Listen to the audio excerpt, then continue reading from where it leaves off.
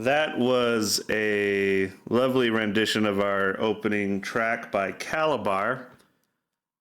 He's one of those single name musicians, and he was happy enough to record that for us. Oh yeah. Now where is he from? HalloweenTown. Oh. You ever been there? No, I always miss the bus. Yep. We have a very special episode for you today. We have our returning champion, Neal Hansen. Hello. Hello. How are you today? I'm doing pretty great, actually. How are you guys? That's good. Lovely. Mm-hmm. It's been a little bit of a busy work week, so I'm in kind of that post-work haze, but in a good way. Yeah, good. Nice. Yeah. So last time we had you on, we discussed The Martian and everything that was fucking wrong with it. Yep. And I knew I wanted to have you back on for another, let's take a sci-fi film and break it down. But I realized Halloween was coming up, and there was a movie you had shown me that I had never seen before. I think it was almost like last year. Yeah, I think it was last year when I was visiting around Halloween time. Mm-hmm. And Disney Plus had just come out. Mm-hmm. And we were kind of going through all this nostalgic stuff. We watched Mr. Boogedy and Blank Check and all these things. Yeah. And then you're like, have you seen HalloweenTown? And I was like, what's a HalloweenTown? And you were like, oh, dude. Here we go. So we kind of do a fun thing when you visit where we do these little drinking games to different movies we watch, especially nostalgic ones. Yeah. And so we threw on HalloweenTown and had an adventure. So I thought, what better way to celebrate Halloween than to do a review of HalloweenTown here on the Jacob Wayne Show? Yeah. So that is going to be most of what today's episode is. We might get to some weird news or other October Movie Fest movies, but we'll kind of see how it rolls. So I suppose my first opening question is to both of you. Mm-hmm. I think both of you had seen this when you were younger. Why don't you both tell me when you first came across it? And we'll start with you, Neal. Probably just because I watched a lot of TV when I was a kid. That was kind of like what my family did together. We'd just go and sit around the TV and eat and watch TV, like a lot of kids did in the 90s and early 2000s. And just HalloweenTown would come on, and I'd either be watching it by myself or with my parents. My dad would probably turn it off because he's always in control of the TV, even today. And but I watched it probably every year for a few years, usually a couple times because it would be on for a couple times because it was like their big hit, Yeah. How about you, Kevin? I don't remember the first time I watched it, but that was the old school days, even for cable. There wasn't a thing to see what the movie was called or anything. I probably didn't even know it was called HalloweenTown. Probably just turned on the TV and it was on, and just caught it on Disney a few times. I just recognize the characters and stuff, and so I didn't even really remember the story. It's been so long since I've seen it, but yeah, I did rewatch it. You had to get that TV guide, man. You had to get on that program. Yeah, we never had that fancy thing. Yeah, man. My grandparents had TV's finally, they finally had that menu channel you could go to where it showed you what time stuff was coming on. That was revolutionary. Yeah. You had to watch it for 20 minutes to look through all the channels because of that. We still had a lot of channels, but not a good way to know what was on all of them. Yeah. Yeah. I remember just sitting there just trying to find out what was on Cartoon Network, and it would come on like right after Cartoon Network scrolled past. I was like, oh, no. Yep, every Yeah. time. This is perhaps a story for another time, but I remember when I first saw South Park, it was like the Stan gets cloned and he has like a big dopey clone of himself running around causing havoc. It's a fairly innocent episode by South Park standards. So I remember watching it and memorizing what time that show came on because I was like, that was hilarious. But it was pretty innocent. So I was like, all right, it's about 9, I think it was 9 or 10 on Comedy Central. Yeah. So I have a distinct memory of cleaning out our garage and we were insulating it to turn it into kind of this theater movie room. And while we were doing that, I was like, oh, wait, Mom, this great show is going to be on, I think, in like 5 minutes. Like, can I please watch it? It was so funny. And she's like, sure. And we turn it on, and it's where death is coming for Stan's grandpa. And grandpa the whole time was like, come back here and fucking kill me, you little bitch. And like just swearing up a storm. And my mom immediately turned it off and sat me down and talked to me for like 2 to 3 hours about what's appropriate and what you can and cannot watch. And I was like, God damn it. But that solidified my love. Yep. Yeah. So yeah, it was a risky time. You couldn't just like, I know when that's coming on, and I'll see it eventually when they're not around. Oh, definitely. You know, I feel like I got a little lucky in that way. Like we watched Ren and Stimpy all the time when I was a kid, and we didn't get into South Park. I got into South Park later, but like my mom took me to go see American Pie, so there was no there you go, no walls there. Nice. And I think it's worth pointing out that my family was Mormon. I left the church at the age of reason, which is 13 years old. And every family has a different version of Mormonism, which I think is important for people to know. Like when they're like, well, what do Mormons do? And you're like, it kind of depends on the family. Some are more strict than others. So my family would show me PG-13 movies pretty regularly, and they'd let me watch an R-rated movie if it was like political.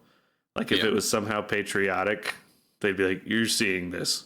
This is when we defeated the British Empire, so it's okay if you see somebody get shot in the face. It's historical. Yeah, my family let me watch In the Line of Fire, and I had nightmares because, what's his name? John Malkovich is the bad guy in that. And he bursts into this trailer house and just snaps these poor ladies' necks. And I'm just like sitting there like, what's happening? Like, I was not ready for that. So speaking of whether you're ready or not ready for something, this movie came out October 17th, 1998. How old were you guys when that movie dropped? I was 8 years old. Same. 8.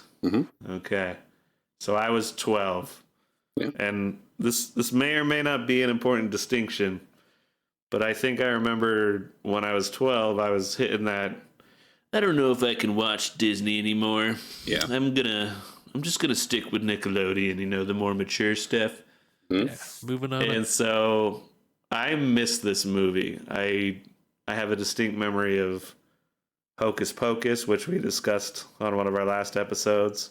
And that was kind of a sexual awakening for me with the one character. It'll come back to me. Sarah Jessica Parker's character. Yeah. But I completely missed HalloweenTown. And when you were showing me this movie, another Halloween type movie we watched nostalgically was Mr. Boogedy. And I was like, this terrified me when I was little. And I remember you're like, what the fuck is this shit? Yeah. So there's certainly a fair amount of nostalgia at play, I think, with this movie, which I think only adds to it. Oh yeah. It's got that like 90s, like late 90s kind of feel to it, the whole thing. Yeah. Yep. I feel like in the 90s they were kind of pushing like it's okay to be a single parent and Yeah. you know, like your mom can be cool, but she can be responsible as well. And it's also like, yeah, it's like a coming of age kind of thing, you know? Yeah. It's also like a weird, like, understanding of like your parents allowing you to be who you are, you know? Mm-hmm. Yeah. Just, I don't know. That I think that maybe that's a reason why I got into this movie when I was younger. Is just like, that was around the time where I was like telling my mom, I'm not into the church and I don't care about this. And Mm-hmm. so I was like, well, you know, I was kind of in that similar situation in a way. Yeah. Yeah. I'll give a little bit of the beginning of the movie here without spoiling stuff. The film begins with our 13-year-old Marnie Piper, and played by Kimberly J. Brown. She's our main protagonist, wouldn't you think? She's 13 years old. Oh, yeah, she is. And, Yeah. and she's practically a grown up. Yeah. Like, she's ready. She's done with her mom's horse shit. Yeah. She's like, sassy. you don't let me celebrate Halloween like everybody else does. And her mom Gwen is played by Judith Hogg or however you say it, but we'll discuss her in a little bit. But they also establish two other characters, her younger siblings, which there's a 12-year-old Dylan, who we'll also get into, and 7-year-old Sophie.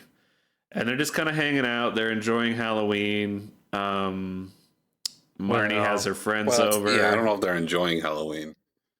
Yeah, well, that's fair. They're trying to. Looking out with the window. the mother's restrictions in play. Yeah. Which is essentially no Halloween. Yeah. And why don't we... one part I didn't want to get to it too soon, but I guess it's relevant to the it's okay to be who you are kind of element. Mm-hmm. I found it shocking. I remember it was one of the first things that stuck out to me is like their grandma eventually shows up. Yeah. And she's not very welcome. And that just by the mom anyway. The kids love her. Right. And she's like, let's celebrate. We got candy. We got outfits for everybody. And isn't one of them a Wiccan? Yeah.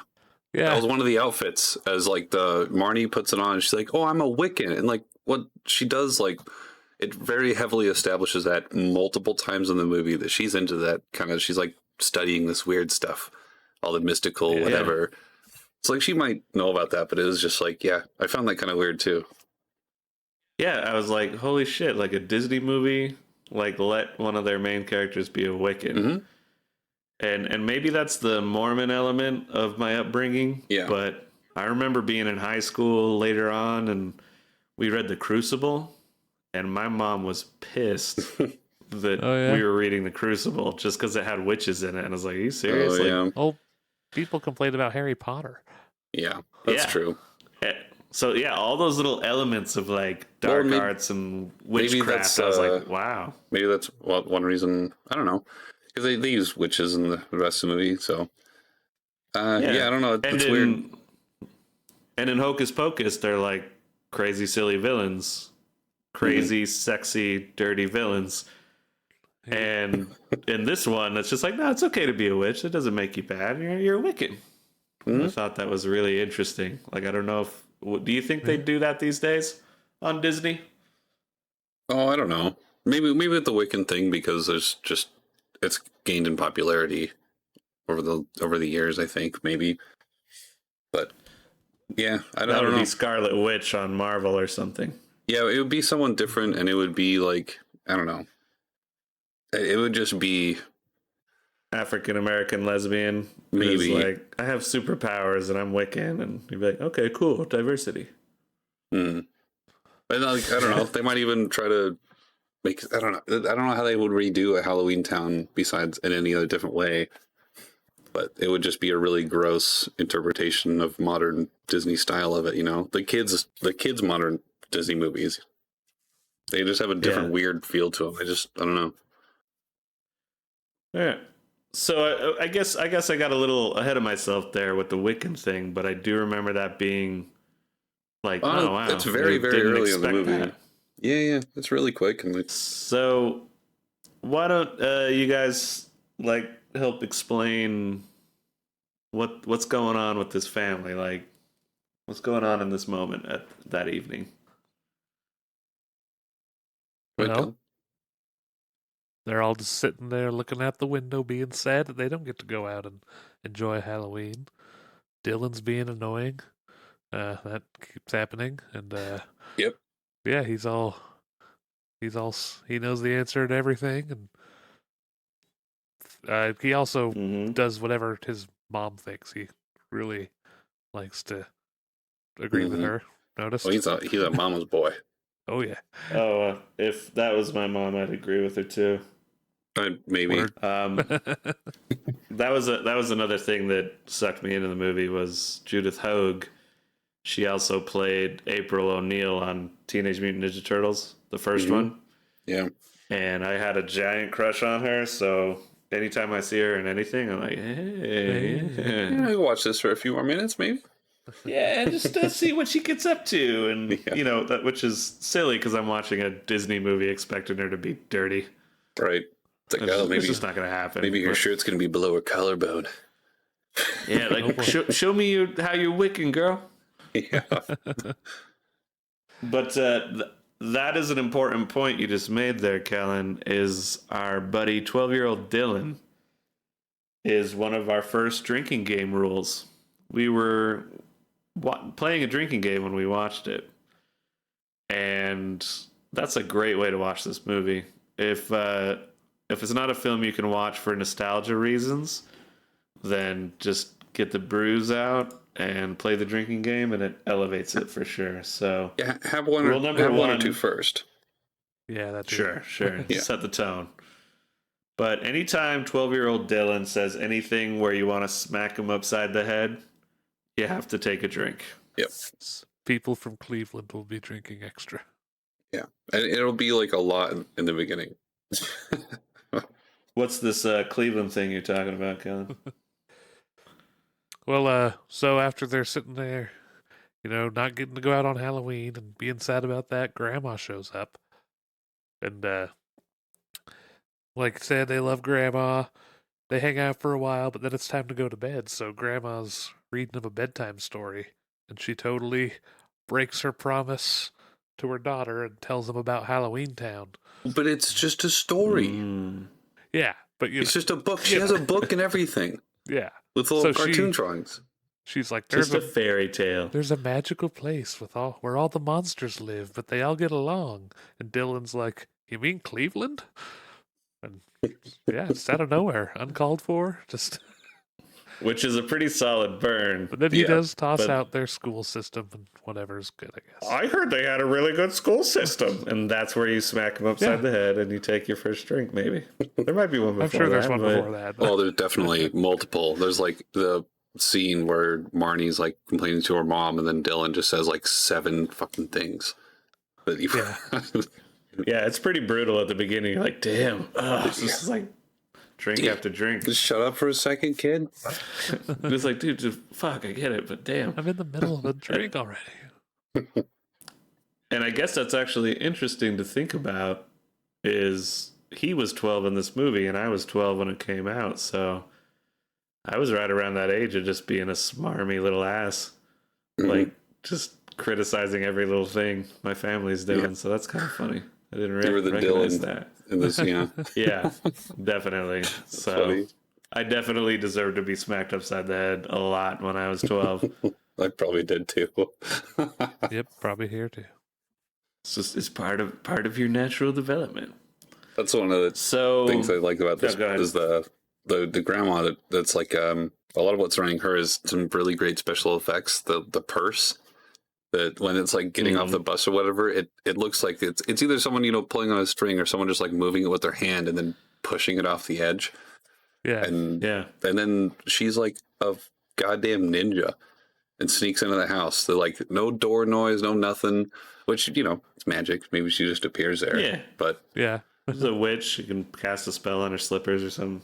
Still, Gwen is a witch, and she didn't hear her listening like it was mentioned later in the movie.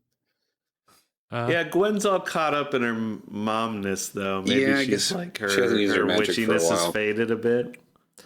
She's renounced. Grandma is played by Debbie Reynolds, who I recognize as an awesome lady. I can't remember what else I know her from. Like a lot of old stuff, really. Yeah, but she's great. She's kind of like, if you can't get Betty White, you get Debbie Reynolds. Yep. Kind of thing. Yeah. But she's really awesome, and she's definitely like trying to corrupt the kids. Like, you don't gotta listen to your mom. It's like, Yeah. we're doing this Halloween thing, and you're like, man, she is really into Halloween. Well, she's just Obviously, trying to push on the magical bag kind of gives it away, but she ends up being a witch. The kids are dumb. Yep. Yeah. It's like, what? Yeah. But how does all that stuff fit in this bag? And Like Dylan says something. Yeah, I think that's what Dylan says. There's one of It's illogical how big this bag is, or something. Yeah, that's it. it's highly illogical how much stuff fits in your bag, Grandma. I guess that could be our one little. I tried so hard to find like sciencey questions to ask you about this movie. Yeah. And it's pretty hard because it's very fantastical and Disney plushies. And there's also not a lot of like physical magic going on either. Yeah. You know, because I was like trying to remember. It's been, because it's been a year since I watched this. I was like, is there some like weird spell they do? And really, the only like spell that gets thrown is really towards the end. Everything else is just little tiny things. So I'm gonna attempt. So if you got nothing, you got nothing. It's no big deal. But let's discuss the bag. Yeah. Do you see like Elon Musk like developing like a Tesla bag, and it like can just follow you around? It's almost like AI, but it's really just like it's a smart backpack. Have you ever heard of any kind of developments like this? this? The follow you around thing is, we have follow you around little suitcases you can get. We do? It'll follow you around at the airport, yeah. You have to pull them. Mother of God. Yeah. That's just like okay, so there you go. They'll do that. Like the bag of holding thing was like, that's a whole different story. Fitting more stuff in than is like looks to be physically possible is a whole different thing. Yeah. Sure. Like the weird. Yeah, it's like an alternate universe in there or something. Yeah. Yeah, or if we somehow figured out how to fold space time, that we could potentially make little pockets like that. But we used it for our luggage rather than anything else. Dude, if it was like easy to do it, if we could figure out an easy way to do it, why wouldn't we do something like that? Because it's like back in the day, it was really, really difficult to have like an engine running, but now they're just everywhere. We have engines all over the place.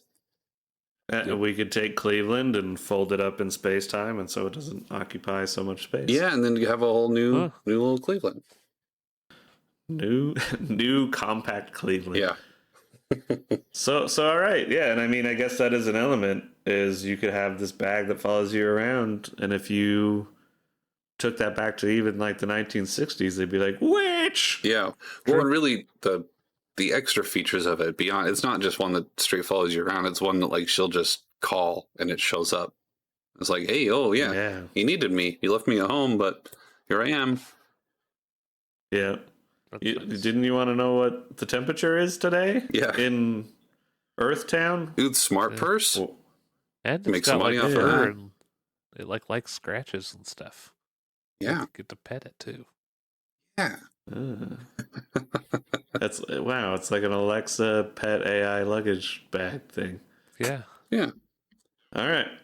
Anyway, that is our first science question. But so Agatha, the grandma, Agatha Cromwell. gets into Agatha Cromwell. This is very important. She engages with her daughter and says, "There's something going down in HalloweenTown." Mm-hmm. And she lays it out. Do they even explain what HalloweenTown is right off the bat? Or they keep it pretty mysterious? She explains it in the story to the kids, and that's kind of how it explains it to the audience as well. Yeah. Right. But then, and her like little side motive is that Marnie's this is her 13th Halloween, and if she doesn't like go through her witch stuff, she'll lose her powers forever and just be a human for the rest of her life. And look, if you have a period before doing any weird witch stuff, like you're gonna be human. yeah, yeah, It's a giant bummer. yeah. But yeah, it's a lot of pressure. And then she like gives in to to her wishes or whatever. But then she's like, yeah, I can't fix this shit by myself, and I need your help because HalloweenTown might be overrun by evil, and it might all be destroyed. And she's like, I'm sorry. Have fun with that. Yep.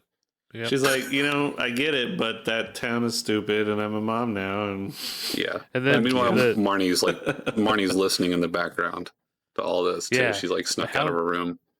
How many of those Disney movies have that in them? I remember that in so many movies where like All of them. a large plot point, little kid sneaking downstairs. So it happens in that one. It's a really over here is it. Yeah, go ahead. No, it's a really convenient way to explain a situation to the audience, while making the character knows. Yep. And also showing you that the protagonist is like, I'm going to do something about this. I do. Yeah. Mom maybe forgot about her period witch stuff, but I haven't. Yeah, it gives her a reason. Yep. And there was another element in the book. I remember that. There's like a picture that's like supposed to look like her. Right. Yeah. She's like, it's me. And her brother's like, no, it isn't. You're ugly. Yeah. It looks nothing like you. She's cute. She could win a beauty pageant. And it's either way, it's like it's just a shitty cartoon. Yeah. Like, either way, I don't know if I'd say it's beautiful or ugly or whatever, but yeah. Smack him upside the head. Yep. Keep it rolling. Are there any other drinking game rules being established at this point? Dude, if you don't, you have to be careful doing that one. You don't need any other rules. No, yeah, it gets you going right off the beginning. It's like whenever a witch casts a spell, which does happen in the scene where she's eavesdropping in the kitchen, because the Agatha turns the fried chicken back into chicken because she makes the leftovers best on the bone and snaps, and it's a chicken in a bowl. Did you notice how furiously the mom was stuffing that chicken into that leftover container? Yeah. I made a note about it. Oh, you best believe I noticed. Throw in the chicken. Just getting on it. Yeah. It's like, just turn it back into chicken. You're a witch, apparently. Yeah. No, Judith Hogue likes to get in there and work it, just let her do it the way she's going to do it. But then she makes jokes about shit. Sorry, go ahead, Gil. Oh, yeah. My first note of the movie is furious chicken moving. Yeah. I must have completely missed it. I was like trying to look into her eyes or something. I was like, Yeah. So I think we have another drinking game rule too, which is it's for most movies. If they say the title of the movie, you have to drink. Yeah. Which is quite a few times in this. Yeah, you could get alcohol poisoning in this movie. Oh, come on. Only for drinking my beers. Speaking as an alcoholic, I think we're fine. Yeah. We're all fine. But so we got, just to remind, if you want to smack Dylan upside the head for a bad joke, anytime they cast a spell and anytime they say the title of the movie. So the mom decides not to help. Grandma's like, well, fine. I'm out. I'm gonna go back to HalloweenTown then. Yeah. And the kids decide, we're going to do something about this. Well, we got to help Gam Gam. Marnie goes, and Dylan follows her. He's like, I can't let you go alone. I'm the man of the house. Yeah. I'm mom. I'm mom junior. Yeah. I'm Oedipus. So I have to be the mini mom and watch over you. Who would say annoying jokes if I wasn't there? Like... This movie needs comic relief. I'm coming. Yeah. And then, that's like the part where the mom is like sitting there watching TV, and it's the first time that the advertisement is like, oh, it cleans up mold like magic. And she's like, nothing works like magic. It's all whatever. She has like some little quip about like, that's not magic. Yeah. And how does she not hear her go by? Like, it's so loud. Yeah. That's the worst sneak out scene ever. I'm like, come on. knock something over. No, she doesn't. But yeah, Like the door is She's so just knocking loud. shit over as she's leaving. She's like, whatever, fuck this. And, yeah, She's still just annoyed at the magic commercial. yeah. Doesn't care. yeah. Because it happens later, at least once more. It might happen twice more. I think it's just once, but there's another commercial. It's like, it works like magic. And she says like almost the same thing. Yeah. Or she turns it off with the remote. Like, Mhm. that works like magic. Magic this. Yeah. That's where the magic spits. Yeah. Yeah, they sneak out, and their mom's the self-hating witch, which is, like the self-hating Jew. It's like a good stereotype to true. have in a movie. Oh, yeah, that is kind of what that is. Just like, what are you saying? I am not a witch. Yeah. My children will not be witches. They will be regular Karens.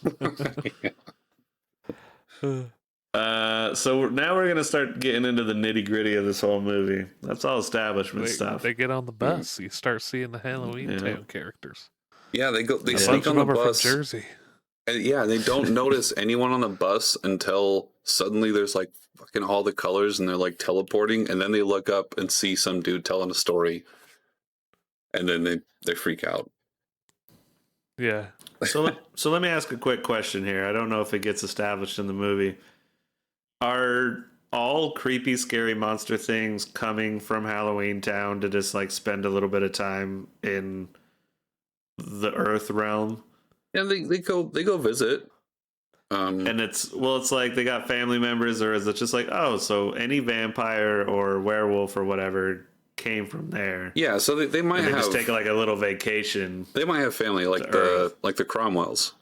Now they have family there, so that's why Agatha comes back and forth all the time. But the one dude, the Frankenstein guy, was like telling some story about he was in like a convenience store trying to get something, and some kid ran up to him yelling "Daddy," and he's like, "Oh, the no respect anymore." And it's like the fucking goblin he's talking to just starts laughing. It's like, okay. Yeah. So this is kind of just playing into like if a kid's walking around like, mommy, that kid or that guy looks like a goblin, and like, oh shush, that's just a Trump supporter. Or Oh, It's like, move on. or it's, Oh shit! I mean, that thing we're not talking about. Looks just like that thing we're not talking about. yeah. No, it's just a good costume. It's just like because there's I mean, we'll get to it later. Hopefully, I'll bring it up later because it happens much later in the movie. They explain it a bit further. Mm-hmm. But they get on this bus. They show up in Halloweentown. Definitely correct me if I'm wrong on this, but they lose track of the grandma when she gets off, so they're kind of like left to their own devices a little bit. And that's where they see They're Sophie. just wandering around. That's where they find that Sophie followed them on the bus this whole time somehow, and is there. How did she get on there? It doesn't ever show her sneaking out or getting on the bus, and they're in the very back of the bus because they open up the back door to get on the bus. They don't go on the side. yeah. Yeah. And She's so just they open sneaky. up the emergency door, and Sophie had to have gone that way or go in the front where Grandma would have seen her. Sophie started hanging out with like the goblin guy and just like, Maybe? Maybe yeah, she's what's a up, more man? advanced Like, hey. witch. That's kind of hinted at. I Yeah. don't know. Yeah. Yeah, because, that does actually happen in the house where Sophie's like, gets all mad because she really wants a cookie, and then a cookie starts floating to her, and her mom's like, oh, not again. Takes a cookie out of the air. Yeah. Just like, enough of this witchy nonsense. Yeah, she's really little and already showing like strong witch powers. Yeah, that's definitely hinted at. Yeah. I don't know if you guys also noticed when they get to Halloweentown, all the score, all the like the boom checks and the music score turn to like diminished fists. It's like boom bam boom bam boom bam boom bam. Gets all creepy sounding. Mm-hmm. Oh, yeah. Yeah. It's Well, all yeah, it nature definitely before changes. that. I mean, like, The score's pretty nice. I was enjoying it. yeah, it's fun. It's got a fun soundtrack, yeah. Who did the score? Did you look that up? I forgot to watch for it, but I'm looking at it here. It says theme music composer Mark Mothersbaugh. I don't know anything else he's done necessarily, I but bet a bunch of other Disney movies. oh It's yeah, probably just on I their imagine staff. that's like a good permanent gig to have. Oh yeah, that'd be Yeah. awesome. It's like we're doing Thanksgiving Town, like learn some Native American stuff. Any Disney execs listening and needing a new composer, You let old Kellen know. Oh yeah. Yeah. I wonder if he did all the Yeah. HalloweenTown movies, because there's a few of them. Yeah. Yeah. It was like 4. So many. So, one thing that started to stick out to me as we get established in Halloweentown is that some people's like characters are a little bit better than others. Oh, dudes. You have your skeleton taxi driver. You got He's one of my werewolves and favorite. stuff. He's awesome. Yeah, and That guy. but then you just have like people that just have like a random dog mask on. I know, dude. Yeah, Some of Like the- it's just like loosely fitting and just like, I'm a dog. The Halloween town, like the whatever. people with normal clothes and pumpkin heads. yeah, like Yeah. people. Some of those costumes are like worse than like costumes you see just around your like hometown. Yeah, Like, because it's everyone pretty has weird funny. clothes on at least, but they're Yeah. wearing like just normal human clothes, and then they just got a pumpkin on their head. They have like a purse and shit. I don't know. It was Yeah. funny. And it kind of looks like a pretty straightforward, like New England town, Mm-hmm. kind of during the fall. It's like just Maybe like Salem, it's you know? Yeah. Sure, yeah. And just a bunch of people walking around, They meet the just war. doing pretty regular stuff. Oh yeah, Oh, Sorry, what were you saying, Kel? I'd say that's when they meet the warlock. yeah. Which brings me well, is to my Kalabar. next suggestion for a drinking game. Yeah, Okay. Every time he calls Sophie Soapy. yeah. It happens probably like 5 or 6 times, really, but it's pretty good. Yeah. So long, Soapy. Hmm. Kalabar calls Sophie Soapy. I like it. Yeah, Does he? Yeah, and I guess that is it. It's in Halloweentown. So it's like, yeah, I'm a warlock, but I'm also the mayor.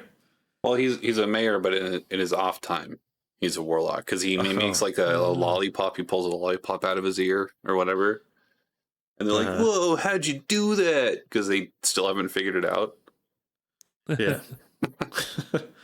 You're a warlock? How did you what, huh? What magic? What? It's Halloweentown, Dylan. Yep. But so at what point does the mom get there and like figures out that they're I gone? think it's when Well- they get back to the grandma's house. Like he gets the skeleton taxi driver comes in and Yeah, and Okay, then, yeah. then there's a The good Disneyland time. reference because they get the cab there, and Dylan is sitting there looking at the cab driver trying to figure out like what he is, you know. And they get out of there, and he's like, "Oh, they have stuff like that at Disneyland. He's just an animatronic." oh yeah, Yeah. catch me Yeah, in the yeah. next life. Just gotta get that Any- in there. Any Disney self-reference is probably a good drinking game rule. Yeah, if you're watching any Disney movie and they reference anything Disney, yeah. Nice.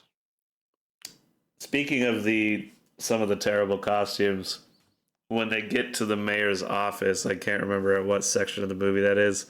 He has a secretary Yeah, that's like a pincushion pumpkin thing. yeah. Well, it's just a she's like- pincushion assistant. She's like one of those old.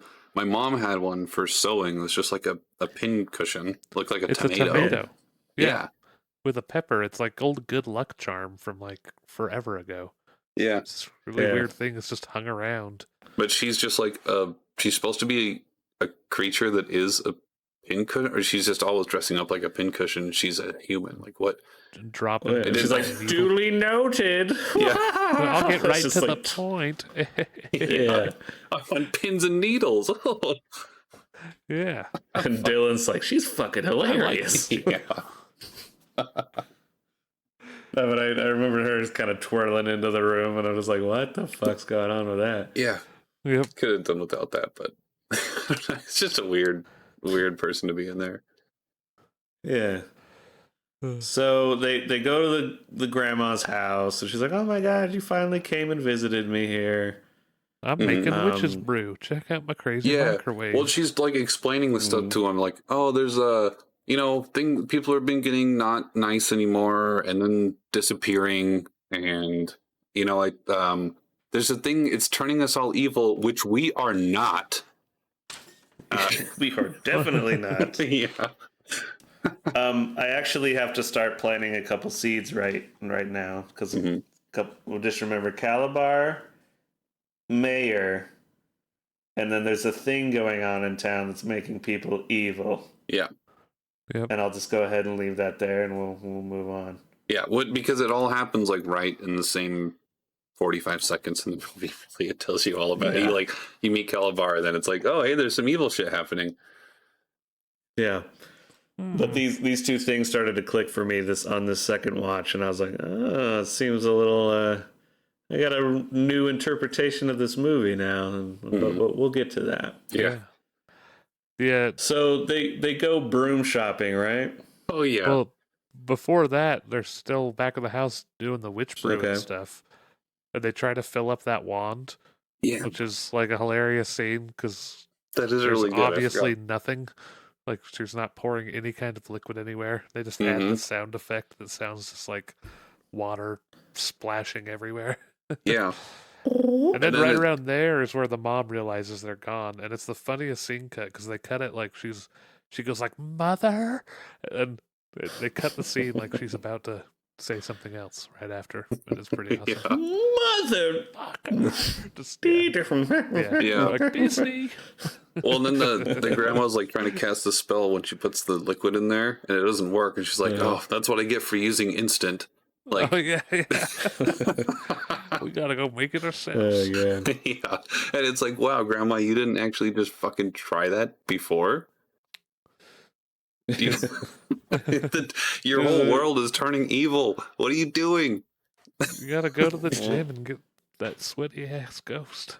It's Grandma Cromwell might be getting a little senile. You don't use instant gravy on Thanksgiving. You make your own. Yeah. Don't matter if it Make takes your own 3 witch hours. gravy. But then they go broom shopping after that. They do go broom shopping. There's another science question real quick.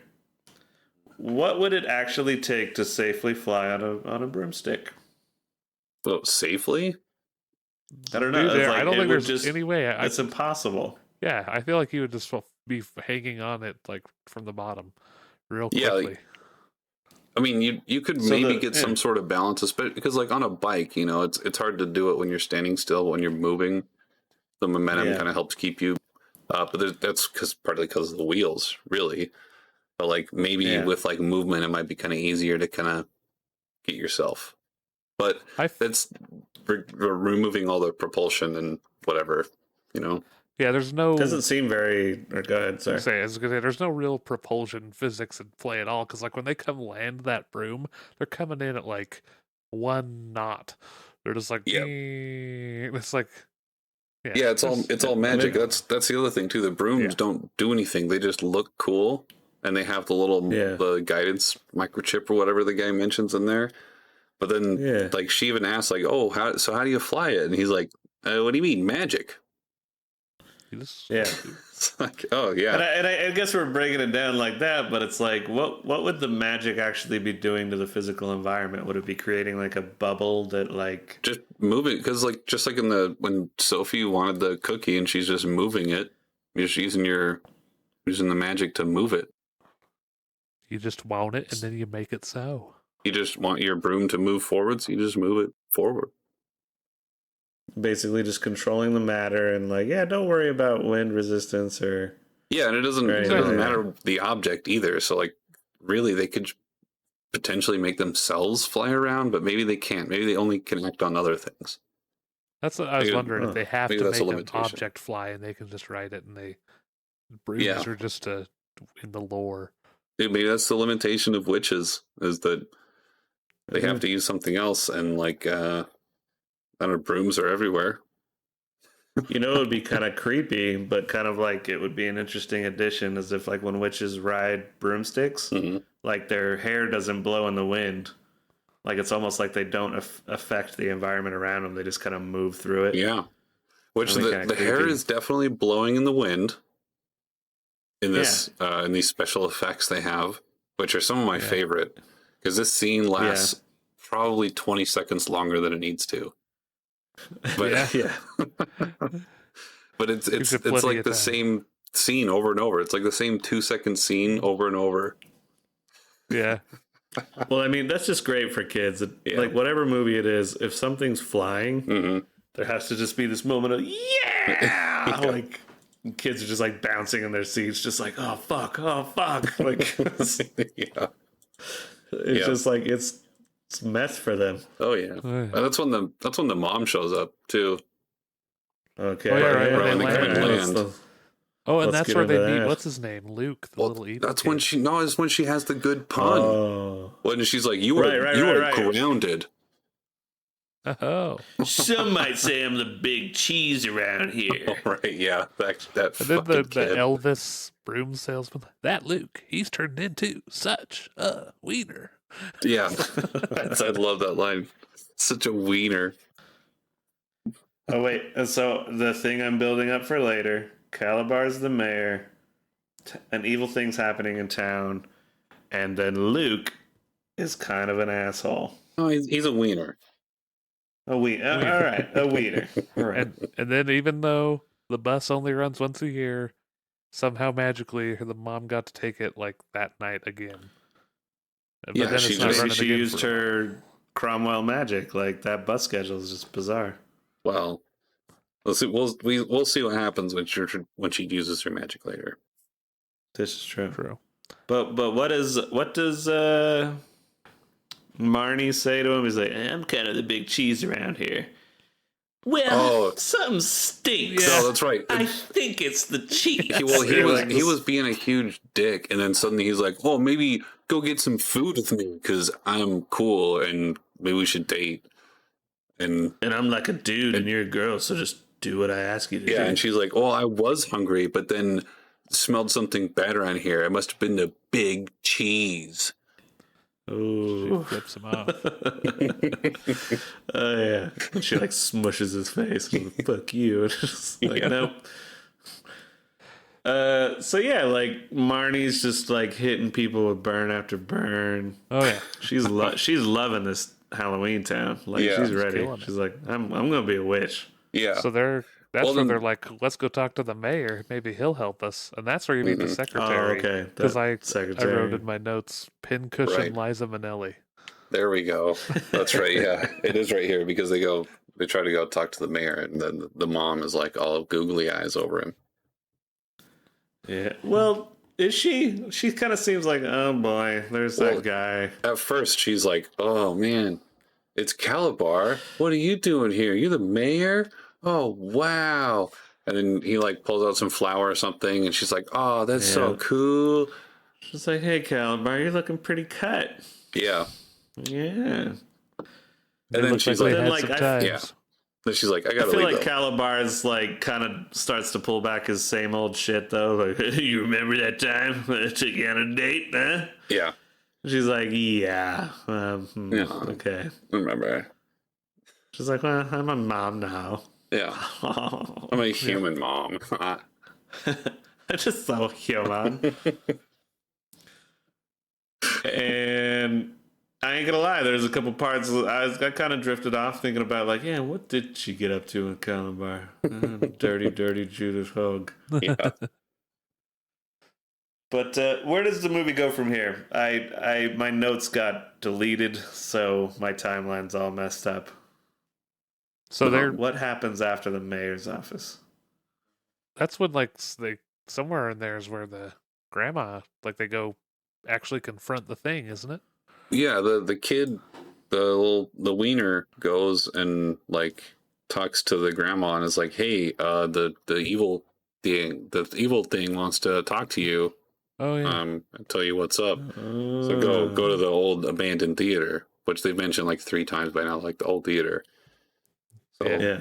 and then she goes in there and like sees one of her friends, which is the lady she runs into when she first gets off the bus and has a good conversation with. And then later she runs into in front of the Oh, theater, and she's like fucking crazy. oh, it's the lady that's like, I'm gonna go volunteer at the headless shelter. Yeah, I made them all these cakes, but they can't yeah. eat them. Oh, I didn't even think about it. Silly me. That was another science question I had. Yeah, As I was like, wait a minute. She made muffins for the headless shelter, the headless people at the headless shelter. But wait, they can't eat them. And I was like, what do headless people do to sustain their existence? Is it just magic? I don't know. Maybe use funnels and liquid food. I don't know. Yeah, they have those little cuts into their intestines, like where you just like slosh it in. No, Like, sounds like a terrible existence. Well, I mean, maybe their head's all sealed off. The esophagus isn't even there. But I mean, if your head's just cut clean off and you have the esophagus open there, put stuff in there. Those lazy fucks down at the headless shelter gonna pull themselves up by their neck straps. Right? Yeah. Get a goddamn job. Is it like exclusively headless people who need help here, and no one else does? And is it because they're headless and they can't figure out how to take care of themselves? Like, I think it's just a word pun. I don't think they meant it to go any farther than that. But we're taking it further. There's a vampire that gets one of her fangs taken out. I'm like, this won't hurt one bit. And she's like, and it's just like, you need that. Yeah. That's what you are. They should go to prosthetic. You should be freaking out. Yeah. That's true. This is how the movie operates. There's the werewolf barber. It's like, I'm hairy, right? I should know how to do hair. Oh, dude, I really like that guy. Well, and I have a quote from him, but right before they go talk to him, they're talking to the two-headed guy that's like arguing with himself. And the one of them is sitting there talking about like, oh, you drink all the caffeine, it gives me all this headache, blah, blah, blah, blah. And then later they're talking to him, and then that head like picks up the other head's espresso and like starts drinking it. And they like, have a Three Stooges fight over the espresso. Yeah. Yeah. I noticed, not to be 2020 about this, but like the two-headed guy, like I was like, that's a thing that happens in the regular world. Like, not very often, but there's just like two-headed, twins or whatever. And it's just like, you belong in HalloweenTown. Yeah, there's like a TLC show about those girls, the two-headed girl or whatever. If you got like muscular dystrophy, they're just, let's move them to HalloweenTown. Yeah, you're a HalloweenTown character. You should. If you're watching, you're the ticket taker. Sorry, go ahead. Oh, sorry. I say, if you were watching that show and there's just somebody that just looks exactly like you, you're like, God damn it. The producer saw you walking down the street and like took a picture. So yeah, put this guy in there. He's Halloween Towny. I'm bald and got a beer belly, and just like, isn't my beard ridiculous? It's like, hey. It's like, but he's a valuable member of our freakish community. But yeah, and then they go into the barber shop and have like the weird distraction where she has the fucking flamethrower hair dryer. Oh yeah. Yeah. So wait, I don't mean to interrupt, but did we brush over the movie theater like big moment? Oh yeah. Oh right. Yeah, no, I guess we did. Cause we are kind of. I'm amazed at how far we've gone into this movie. It's there's a couple things I want to get into, but I suppose as we get close to the end of the movie, we're not going to give that away. We don't want to spoil everything for you, but you should the crux of the film. Yeah, sure, but just want to get into some other things relating to the film. Yeah, but that moment in the film I thought was the most effective when they go into the theater. Battle. And he comes out of the screen and he's all like, he looks like Mr. Boogedy, just to throw it back to that. Yeah. So I was like, oh, it's creepy. Like, I actually thought he was like effectively creepy. Yeah. Coming out of that screen. Yeah. Like oh, God. And then is it the mom? He freezes mom. Yeah, the mom gets frozen first, but the mom comes into the theater and she tries to use some spell and like covers the kid in flowers instead of something about like removing his powers. Yeah, she's like, oh, darn it. Yeah. I've been a mom for so long. Yeah. Oh, geez.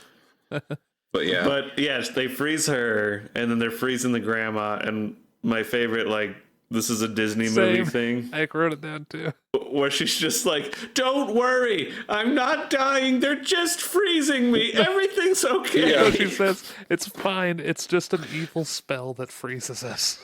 Yeah. It's even better. Yeah. It's fine. It's just an evil spell that freezes us. Don't cry. It's fine. And write letters to Disney, please. And then they open the door and he recoils back into the screen because there's light coming in. Yes. Like, I don't know, can a witch not cast a simple spell to create some light? Would have been pretty easy. Yeah. I think he just cast a simple spell to open the door. Yeah. I just think and we don't know who this guy is yet. We just know he's this evil dude. Yeah. Well, we saw But him you in know, the. maybe he's just really goth. He hates light. Yeah. We see him in the cauldron earlier in the movie when they first show up at Grandma's house and Grandma's showing all the stuff. Oh. She shows him the cauldron. I And you guess see I missed that. you see his face in the cauldron, and that's like the Cromwell lens or whatever she fucking calls it. It's been passed down for generations, so they can like look and see what's going on in the world. Okay. Yeah. Yeah. And then the kids have to go collect all the ingredients. Yeah, and it's they're talking to the two-headed guy for I can't remember why they talking to that fucking guy, but and then they go to the hairdresser because they need hair of werewolf, and then he's a hairdresser. Yeah, which I thought was like, aw, yeah, that's adorable. Because I was like I got a little distracted during this section of the movie, so I had to rewind it because at first I was like, what? Why they went to the hairdresser because why?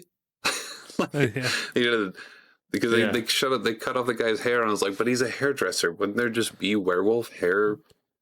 Is he the only werewolf? I don't know. It's just like, dude, could you just like snip off a little bit of your armpit hair? We need it. Yeah, just a tiny bit for a spell to save the world you live in. Yeah, yeah. But then there's the Austin Powers reference where he gets they shave off the back part of his head, and he goes and looks in the mirror, even though he can't see the back of his head, and he's like, "Oh yeah, baby." Yeah. I was like 98, man. He had a whole Zohan quality. Austin Powers was huge. Yeah, I was watching it. Yep. Not to do a little side note, but I remember we would have assemblies at school where they would like compile footage, and it would be like some story about stay off drugs, be cool, all this stuff, and they'd like intersperse like clips from Austin Powers. Kids would go insane. That's awesome. When those clips would drop, I was like, damn. Yeah. Yep. But I'm gonna try to like push this. We're gonna go into high gear a little bit to get through the plot. So they make the stuff. Because I do want to get into some different stuff. There's one more note I have about the ingredients. They go to Sure. to get the ghost sweat, and they go into like a sauna or a sweat thing, and he's like in the sweat chamber or whatever. And to distract him, Sophie like puts on a sheet and starts running around and going like woo. And at first he's like, "Oh, that's real funny, kid." And then, like, she keeps doing it. He's like, "Hey, I don't appreciate the stereotype." And she just keeps going. And he's like, "That's really not funny, kid." It's like Sophie's just being that's lifist, insensitive piece of shit. Bitch. Yeah. Like they cook him. Yeah. They Holocaust the ghost. Yeah, and he comes out. He's all just telling him these stupid riddles. Yeah, when he goes in fat, he's all goes super skinny. Yeah. He goes in like really. It actually kind of worked out for him. Yeah. Maybe he didn't want to be. He's a ghost. Maybe he needs to scare people, be all fat and big. Yep. I don't know. Oh, Ghost Diet is actually the band that's doing our song next week. I don't know if you know that. Nice. So I'm excited to hear that. So, but this is essentially like the section of the film where they're on a quest for finding all the ingredients. And then they go back and make it. It's kind of fun. It's like a quick little, they go back and make it. Like they get all the ingredients and then suddenly fucking Marnie's turning around with a cup or a cauldron and like, oh, here, it's done. I've cooked it. And they do the pour scene. Yeah. Again. And then one of my favorite lines coming up. Well, they try it. They can't remember the spell, and Sophie, for some reason, made a song about it, so she remembers. And they try it the first time, and it like doesn't work. And then Marnie's like, "Oh, Grandma told me that you have to like want it, and then it'll happen." And then they try it again, and it works. It's like, yeah, you didn't want it. Like you didn't want that first. And then Dylan, you gotta want it, baby. Yeah. And then that's the part where Dylan's like, "You did it, guys. It's lit." Yeah. And I was like, that's my you favorite. did it, you guys. It's lit. Well, and I'll be completely honest. The first time I watched this, that became like the phrase. The rest, I think, multiple visits after that. Oh yeah, and still to this day, sometimes like. For sure. It's like, we did it, you guys. It's lit. It's lit. My band with our mutual friend Shocky, Gamma Pa, like our first recorded thing we put up on YouTube. he's just like, oh, I'm gonna like have a beer and it's gonna be in the snow and it's gonna be refreshing, and it's just like I couldn't help myself. It's lit. Yeah. just yelling it in the video because it's like I have to have it in there. Everything is lit. Yeah. Indeed. Which what they're referring to, this like the scepter thing they were trying to light, because Grandma was like, light this up and then it'll push away all the evil people. The giant pumpkin in town. Yeah. And it was like looking off. It's like it doesn't look quite right. Yeah, like and then the kids take the kids take the scepter to the theater to try to cure Grandma with the now lit scepter. And then they're like, oh, right, what do humans do when they put the light in the pumpkin? Oh, that's So are we supposed to give Grandma a colonoscopy with this thing? Like, That's a different movie. Yeah, that might be a different movie. I apologize. Judith Hoag has got me all worked up. And then what's his name comes back to save the day? Yeah, they go out there. Luke. Big Cheese, Luke. Yep. Yeah, Big Cheese comes back. But this is where you find out that Kalabar is the main boy, the main bad boy. Kalabar, the mayor, is the fucking warlock. Who saw that coming? Yeah, he comes out and he's like, "Oh, you can't put the light in there because then I won't be the evil overlord of this whole town." And everyone's just standing around, like no one's gasping. Everyone's like, "Oh, well, this is intense." Yeah. And he shows up. He's like, "It's time that we show who we really are. We're going to go to the human world and make Halloween great again." Yep. Oh yeah. So I would like the thing we're not talking about. Yeah. I just wanted to point out, Kalabar's the mayor. There's this evil thing spreading through town that he's just ignoring. Mm-hmm. Luke is a wiener actually actively who just follows him. Yeah. Because Calabar's giving him something he wants. Well, he's actively causing the evil thing too. Like he's part of it. Yeah. He's not. He's like pushing it further. Yep. Well, and it's like he didn't actually have me under his spell. I just wanted to be handsome. Yeah. He ends up being like a little goblin creature. Yeah, the Luke guy, yeah. Yeah. And I thought it was kind of a sweet moment. She's just like, it's like, just helping me out was like the best thing you could have done. I'll when I get old enough, I'll fuck your goblin ass. Yeah. Just be honest with me. You almost brought down my entire ancestry, but yeah, it's fine. It's fine, just as long as you're honest with me. Yeah, you're a good guy now. You did the right thing the last time. I'm not the best looking Cromwell, so like, I'll do I guess. Right. I'll cast a spell on your face anytime we're gonna think about doing something. No big deal. Yeah. It'll be fine. Disguise self. I'll make you look like Ryan Gosling. Anytime I'm in the mood. I thought she was gonna hit him with the old brown baggio. Oh, magic. It's a brown baggio. It sounds like a spell to make a brown bag appear over somebody's head. This is true. Yeah. I get you. Yeah. But then, there's the only time that like when they throw the spell is the J Kid goes and distracts Kalabar, where he like throws some spells because he's wearing Marnie's cloak or whatever. Then Marnie makes it over to the throwing shit. Yeah, which is really good CGI. Just more special effects that are really, really wonderful. That's another drinking rule. Yeah, any is cheesy special effects. 90s CGI. Yep. In anything you watch. Yeah, all movies. CGI bad. Drink. Yep. Yeah, and sometimes there'll be like those a movie that has like one scene that has really fantastic CGI and the rest is all terrible. And that's why that rule exists. I think we watched Mortal Kombat once, which is another movie we could do one day. There's a lot of terrible CGI in that movie. But there's one scene where not Shao Kahn. I'm forgetting the character's name. Your soul is mine. That guy. He's like turning from like a Wilford Brimley looking motherfucker, and a flame crosses over his face, and he just turns into Shang Tsung. Yeah. And that's good CGI for the time. And you have to consider for the time. Right. Like, yeah, maybe now it'd be bad, but at the time that was badass. Yeah. And it looked cool. Multicolored reptile. Yeah. Not so much. Yeah, the weird fucking reptile thing. Yeah. I know, like the way the bus comes down in this movie is fantastic. It's just like a still image of a bus that's like sliding across the screen, getting bigger. Yep, and then just a bus stop, just doink. Yeah. So, before we move on to this next section that I would like to discuss with you about HalloweenTown, is there anything else about the movie itself you guys wanted to address?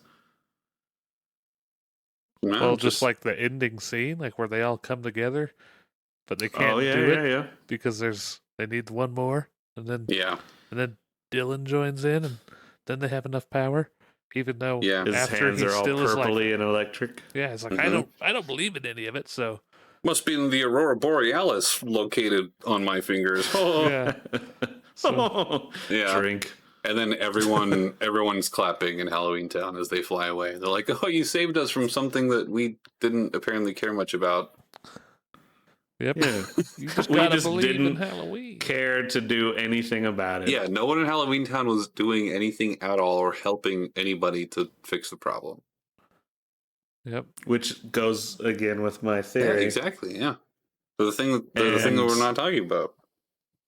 Yeah. This mayor that's really eerily similar to this guy we're not talking about. There's a virus just going through the town, and everybody's like, ignore it. It's fine. It's no big deal. Mayor's not freaking out. We're trying to make Halloween great again. Whoever's voice that is. It was ours first. And we belong there. The world used to be terrifying, beautifully terrifying.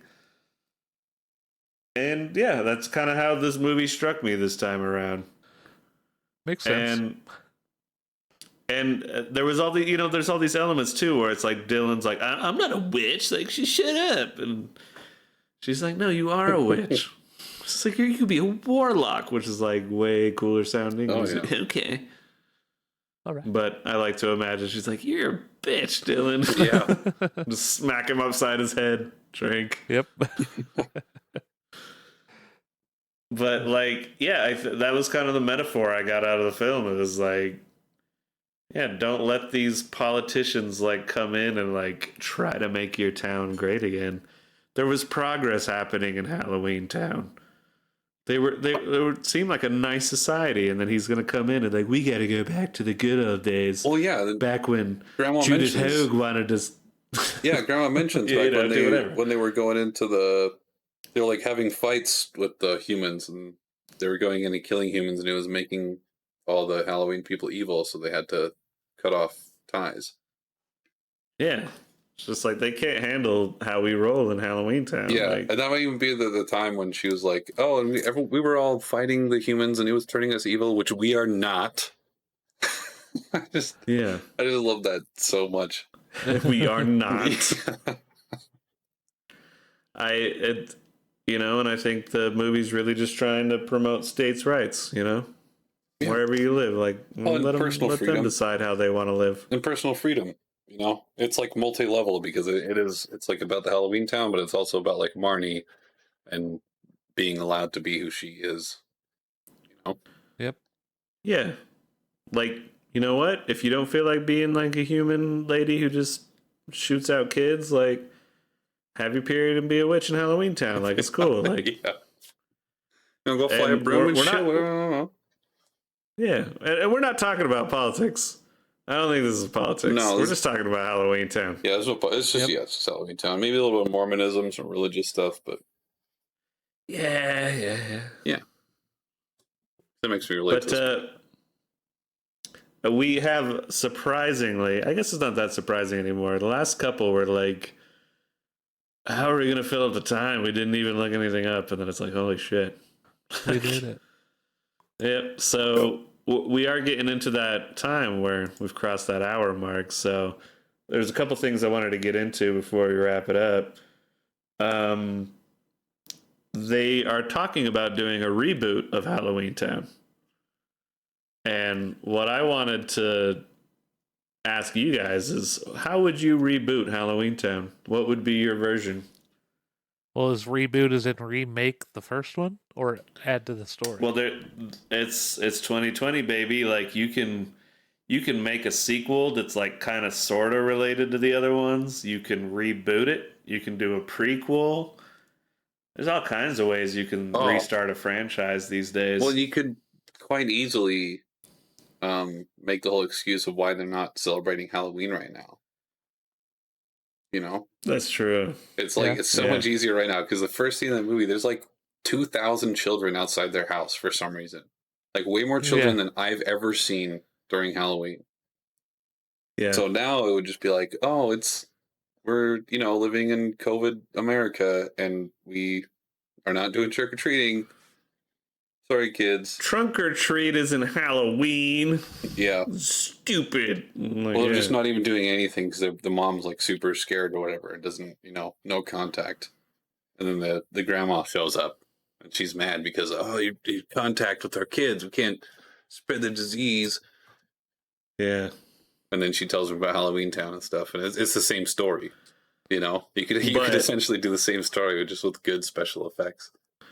But you take Marnie and Dylan and mix them into one character called Marlin, and it's like non-gender specific. It's just like, you know, it can be a witch and a warlock. Right. It's try to tell me what I am. It's an androgynous character, which they never say their gender of, ever. Yeah. Yeah. It's gothic, isn't it? Yeah. Kind of. And it's a single dad this time, not a single mom. There you go. And well, word. I would just say it would just like totally just remake the movie, maybe like run some of the jokes past like a newer writing team. You know, get Paul Rudd to be No, Dylan. I want the same the same style of jokes. You gotta get you get the same writing team and just like force them to write a 2020 movie. Mm-hmm. That'd be kind of fun. It's just like their eyes are bleeding as they're writing it. Yeah. I kind of like the idea of switching the Kalabar character to like a human character that, you know, I don't know, you could base it off on somebody we're not talking about, but like he's like wants to send federal agents to HalloweenTown to like disappear people. Yeah. Like there's just like there's the bus that shows up, but then there's also the black van who like picks up the headless people from the headless shelter. It's just like, like what? Well, I wasn't even doing anything. That's another question I had about this movie is how were the humans not talking? Was this just like an Area 51 kind of thing? And it's just like a secret project the humans had? Because they mentioned how they used to go in and interact with humans all the time, and then they started fighting. Like, it's a war on Christmas. There would definitely be a fucking record of that in human history. Unless it happened like a long ass time ago. Well, I think that's probably what they're trying to pass off is like Dracula and the novel and all that stuff. It's like pagans and history. Shit. Yeah, pagans and shit. Druids back in the day, all the fucking Wiccan stuff. That's where all that originated from. And then we murdered those fucks because they had a war on Christmas. Those pieces of shit. Something, I don't know. They don't even really say Wiccan in America today. They don't say what ever happened or anything. Just that there was some sort of issue between them. Yeah. And then coupled with grandma saying we're not evil, kind of.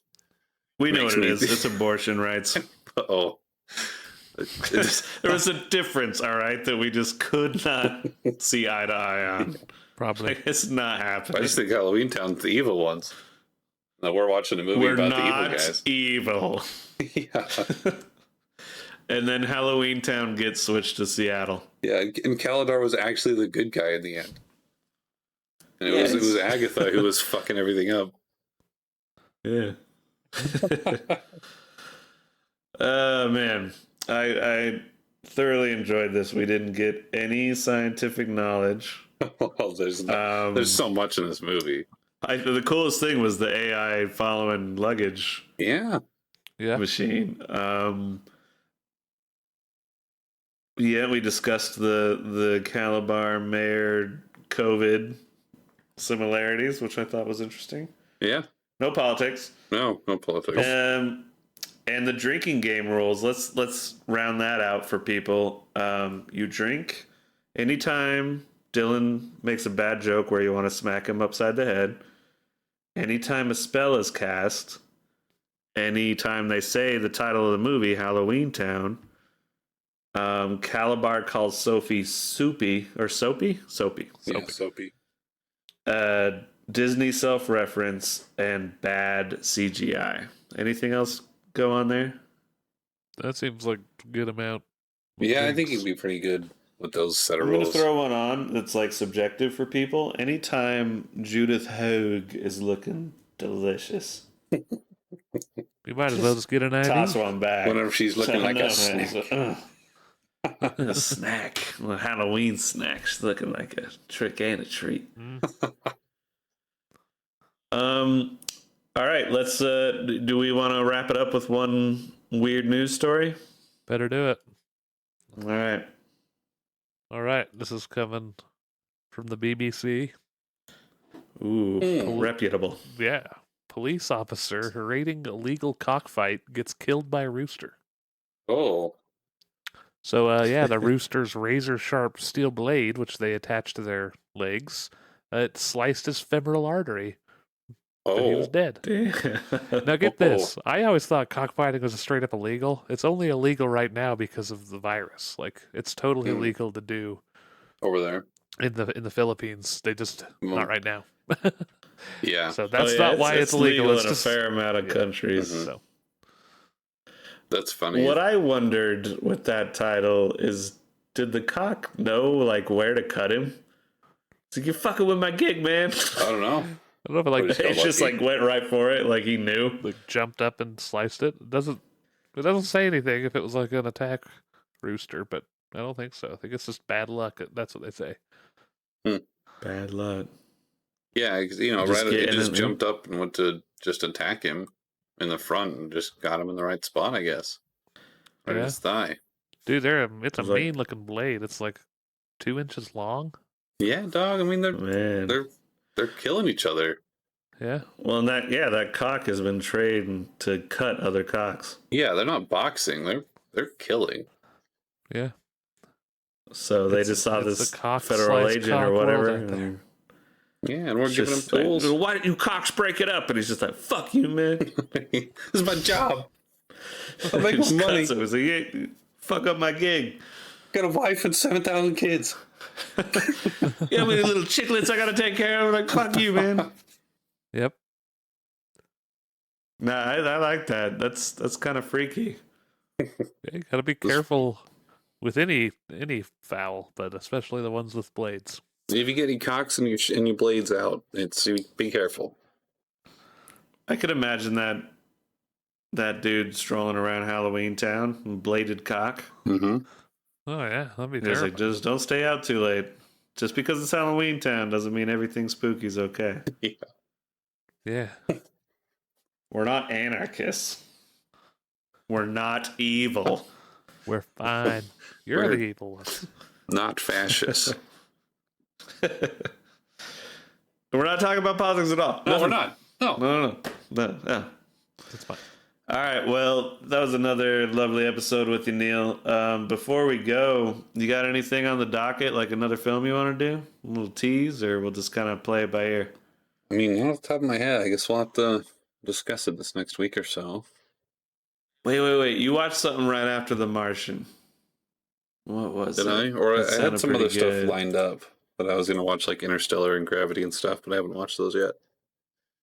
Ooh. Or I watched Mission to Mars.